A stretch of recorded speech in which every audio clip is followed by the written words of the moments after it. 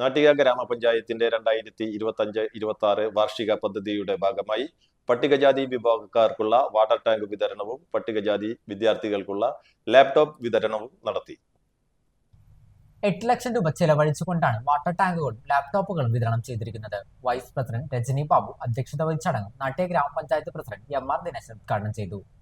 Standing committee ചെയർമാൻമാരായ Sreedevi Madhavan, KK Santhosh, Bindu Pradeep, ward മെമ്പർമാരായ Senthil Kumar, Raseena Gali, Suresh Iyani, CS Manikandan, Greeshma Sugilesh, Aishabi Abdul Jabbar, secretary Hemachandran എന്നിവർ ആശംസകൾ സംസാരിച്ചു.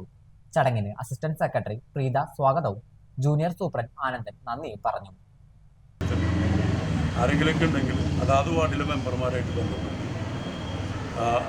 വിളിക്കുകയും ആവശ്യമായിട്ടുള്ള രേഖകൾ പഞ്ചായത്തിലെത്തിക്കുകയും ചെയ്താൽ നമുക്ക് ഇടയ്ക്ക് വീണ്ടും ലാപ്ടോപ്പ് ഇപ്പം തന്നെ അപേക്ഷകരിൽ പലരും എത്തിയിട്ടുണ്ട്.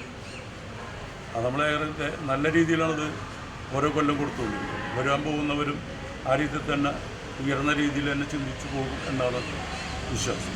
എന്തായാലും അതോടൊപ്പം തന്നെ നമ്മുടെ വാട്ടർ ടാങ്ക് 100-ന് മേലെ അപേക്ഷകരുണ്ട്.